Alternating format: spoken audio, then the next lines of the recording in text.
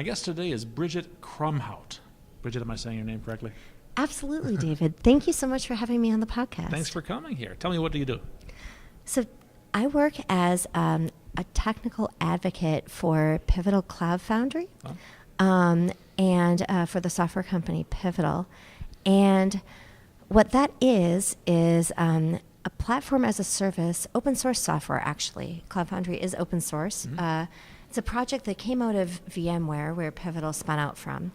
And Pivotal still contributes about 65% of the commits to the open source project. And we also have our own supported commercial distribution. CloudFoundry. So what problem does CloudFoundry solve? Absolutely. So, you know the dream of build, ship, run that everyone gets excited about, and there's I had definitely that dream last night. right. There's adorable whales, and then you wake up and you realize that you actually need to write an awful lot of glue to get that working, and all of the stuff that seems like a great idea is very, very beta, and you realize that, especially if you're a large enterprise, you probably don't want absolutely everyone building and shipping and running everything. So then how do you build in a little bit of perhaps role-based access control? Okay. Basically, once you start building out your container management and orchestration platform, it starts to look suspiciously like a PaaS, like a platform as a service. Okay. So, and this is what CloudFoundry helps with, is with that deployment automation? Absolutely. So CloudFoundry, because it's a platform as a service, handles the all of the components like deploying more infrastructure, scaling the infrastructure, controlling your centralized logging, making it easier to, say, tie the authentication into your, say, Active Directory or whatever it is that you want to tie the authentication into, as well as acting as a platform layer on top of any infrastructure that is API addressable that somebody writes a cloud provider interface for. So that's where we got into conversation that was sort of interesting. So everything you said up to this point, it sounds a lot like Chef or Puppet or one of these infrastructure tools, but you're a little bit different from that, though. It's a little bit different than just straight up infrastructure automation because instead of focusing on the servers, CloudFoundry focuses on the application layer. Okay. So you don't have to spend time artisanally handcrafting VMs and giving them to people because nobody needs a VM. What they need is an environment that is hopefully very close to production in terms of its capabilities and constraints so that they can test their software and make sure it works. And then they would like reproducible production environments that it can be elastically scaled. Those are the things people want. People don't actually want a server or a VM. They want those capabilities. Correct. Yes, a VM might be the way of giving them those capabilities. Yeah, I mean, that is a way to deliver those capabilities. So are you saying you're turning IaaS into PaaS? Is that what I'm hearing? I'm saying that it's an IaaS agnostic PaaS. So that's the interesting part is a lot of people use CloudFoundry on top of something like vSphere or OpenStack because it does work on top of those because they are API addressable infrastructure. However, CloudFoundry also works on top of AWS, GCP, or Azure. Microsoft actually wrote the CPI, the Cloud Provider Interface for Azure, because it's pretty important, I would imagine, to anyone in the position of running a cloud platform to make it as easy as possible for people to move their workloads there. Oh, so let me rephrase that, is that CloudFoundry offers an abstraction layer away from the deployment, whether that's AWS or Azure or whatever the hardware is, whatever the vendor is, whatever even the underlying web server is, for example. Yeah, so they're going to focus not on the IaaS piece of it. They'll just focus on their application. Absolutely. Okay. So whatever IaaS choices you want to make, you don't want to build out all of your deployment infrastructure using, like, let's just pick on AWS for a minute because I've used it a lot. Okay. If you build everything using AWS's auto-scaling groups, it'll work just fine for auto-scaling, and it's not portable to other infrastructures. Right, because the commands to commands are not the same. Azure are not the same as commands to autoscale Amazon or Hadoop or whatever. So you want it to be an abstraction layer on top of your infrastructure of choice, so that anything that you're doing with your application, you can do it on any infrastructure that makes sense for your budget, for your business needs.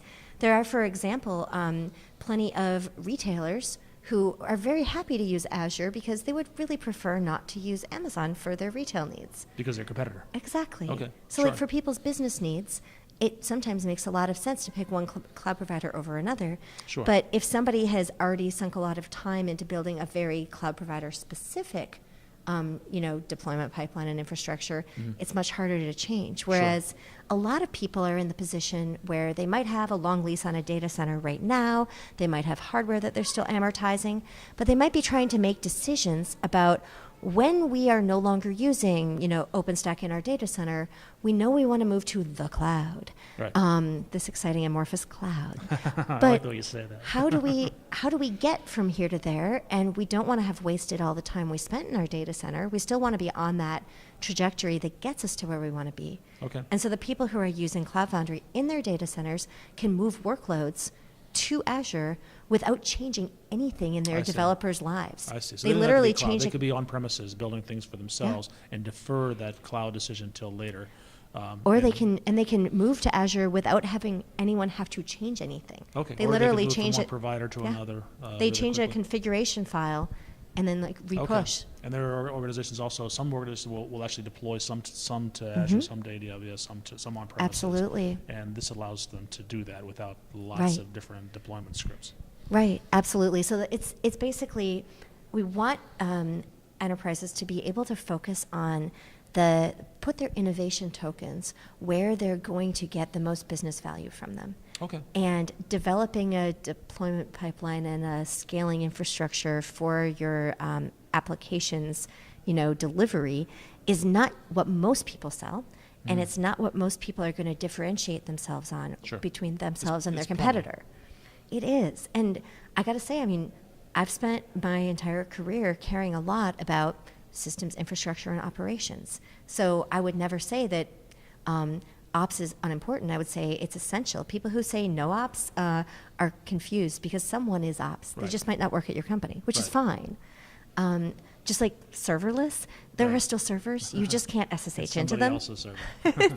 it's someone else's Yeah, server that's as a hidden somewhere. service. Right. But so that stuff is super essential. Yeah. And a lot of organizations maybe don't need to generate all their own electricity. And they sure. maybe don't need to roll their own Linux distro. And they maybe don't need to build their own cloud or their own cloud platform. I would suggest that is very true. Right? There are other people that can do that a lot better than they can. That's not Well, their core business. and- Even just in maintaining those servers Right. is probably not their core business. And even if they could do, and they possibly many of them could do a fantastic job, they then would be spending time on something that is not creating a differentiating business Right, value which for is them. their core business. And so the James Waters at Pivotal, one of our SVPs at Pivotal, likes to talk about the value line, which is to SVP say, is what? like senior vice president Okay. or whatever, acronyms, who knows? All right. But he likes to talk about this value line, which is to say you need your infrastructure and you need your VMs and you need your containers and your container orchestration and your deployment pipeline and your source control and your entire delivery system. You need all of that stuff, but it's not a differentiating business value versus your applications. Okay. Like your applications that make you more useful or productive or a better experience for your customers, for your end users than your competitor. That's the stuff that makes you different. Your apps, your site, everything that, is it performative? Is it fast? Can you ship features quickly? Right. That's the important things to your core business. Yeah, those are the things that your users are going to experience, the entire user experience, that will inform their decision as to whether or not they want to consume your services, invest in your products. And so we try at Pivotal, we try to help people build software better. And with CloudFoundry specifically, we try to make it really easy and portable for them to make whatever infrastructure choices are right for their business while not having to redevelop all that plumbing, as you put it. Yeah. Because we would prefer to have them spend their expensive and valuable developer hours on making applications that will bring real value into the business. I like that.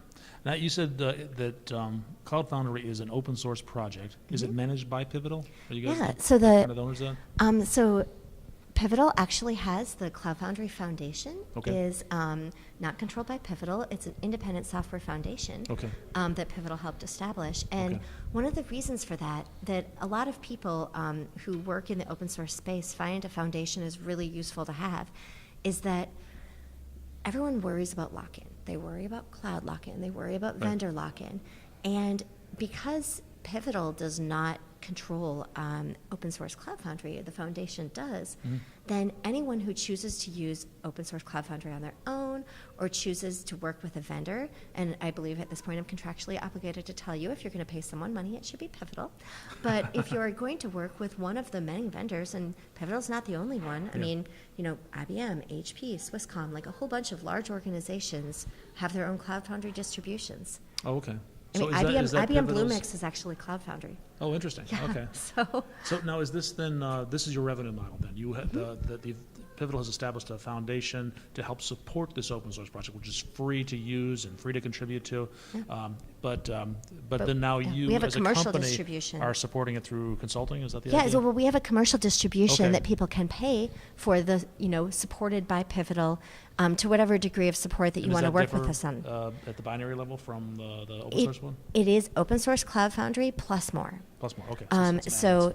So for example, the commercial version of CloudFoundry has integrations for people who would prefer not to hand roll all of their own everything. They can get things from a vendor with the click of a tile and have a supported, completely end-to-end. This has all been tested. It works together. So Supported. what are some of those add-ins? For example, if people would like MongoDB or the ELK stack, or if they would like to, using the service broker model, if they would like to consume Azure or Amazon services, a lot of times people would like to do something inside the platform because at that point they can use the role-based access controls, which exist in the open source, but there's a GUI for management that is available in the Pivotal version. I see.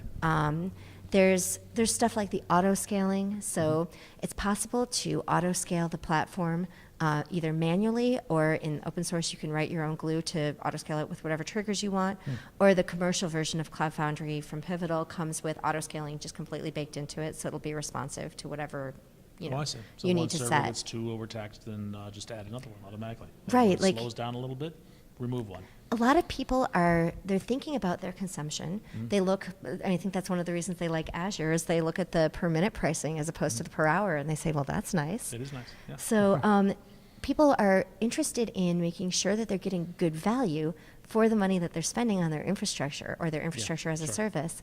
And so having the ability to respond to whatever spikes might occur, again, without having to spend a lot of infrastructure heavy lifting, developing that capability themselves, which of course, these are all smart people. They could do that. A lot of us could do absolutely anything given unlimited time and money and people, but we have to decide where the right place as an organization to spend our effort is. Right. And because this is a well-supported open source project that has good commercial distros with good commercial support, it's a nice place for people who are in that sweet spot of they have scaling problems. They don't need to write their own databases from scratch because they can use things that actually exist in the world, the commercial off-the-shelf solutions, as it were.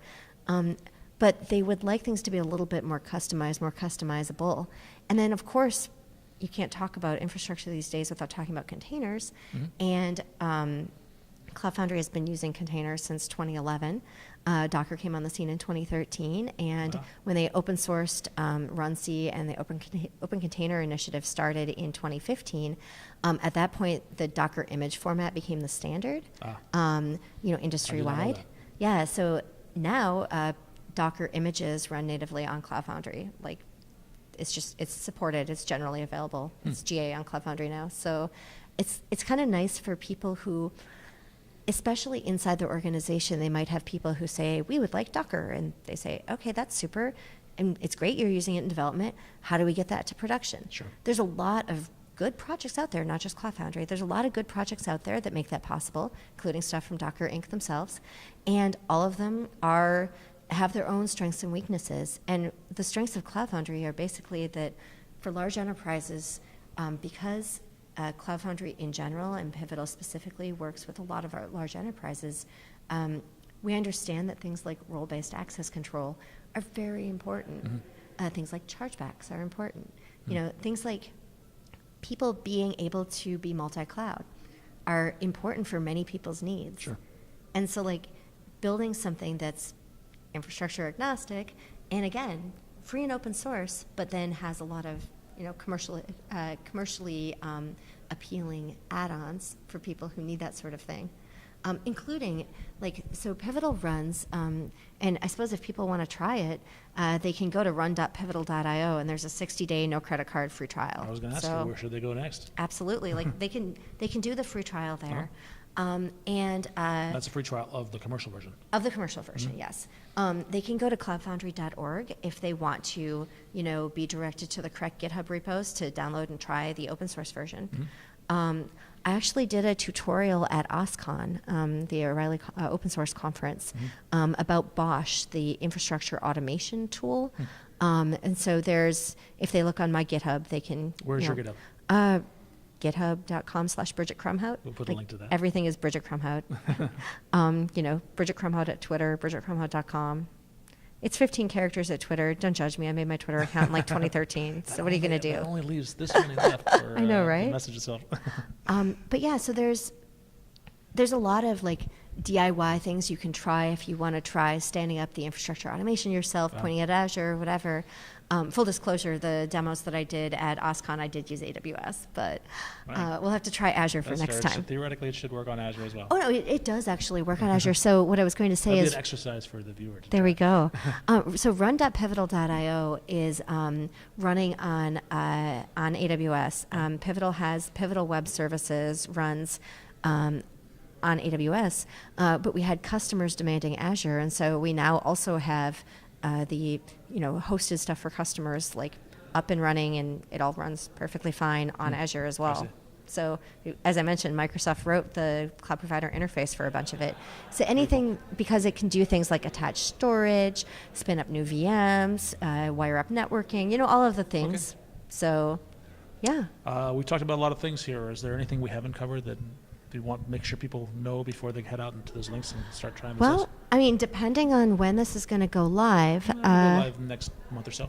Well, if it's before the end of July and we're not sold out yet, which very well might happen, Pivotal has a conference in Vegas the first week of August. Excellent. So, who wouldn't want to go to the desert in August? Well, who wouldn't want to go to Vegas from August 1st through 4th and hang out with a lot of interesting people from the industry and stay in the air conditioning, hiding from the rays of the sun. July, so we know it's, and we're I good. haven't gone outside much.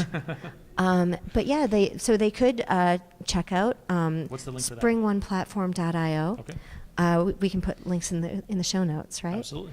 And they can find me on the Twitters, on the internet in general. I'm going to do that today. I do have the benefit of having a Google unique name, so So do I. nice. And it's something else that another thing I'm pretty involved with that people could check out is DevOpsDays.org. Okay. They can Those are all look over, for. right? They're everywhere. There's 30 of them in different cities around the world this year. One in Chicago. There is, in fact, one in Chicago coming up later in August, I believe. It's Is the it? end of Okay. August. And You'll be there's speaking there? that one. I am going to actually be on a canoe trip in the Boundary Waters Wilderness Reserve between Minnesota and Canada without a cell phone during I that think you're one. making the right choice. I spoke at it in 2014. It's Okay. it's very good. And actually, the DevOps Days in Chicago is organized by my podcast co-host from the podcast that I co-host. Oh, what is that podcast? It is Arrested DevOps, Okay. found at arresteddevops.com. And Okay. Matt Stratton from Chef and Trevor Hess from I know 10th Matt well. Magnitude. Yeah, he's been on my show. Fantastic. They co-host that with Rainbow me. DevOps. That's right. Rainbow Dash Ops or Dash whatever Ops. it Oops, is. I said it wrong. I'm sorry. Sorry, Matt. But it's at Matt Stratton on Twitter. I mean, at least he doesn't change his Twitter handle to that, right? That'd be impossible to memorize. Bridget, thank you so much. Thank you, David.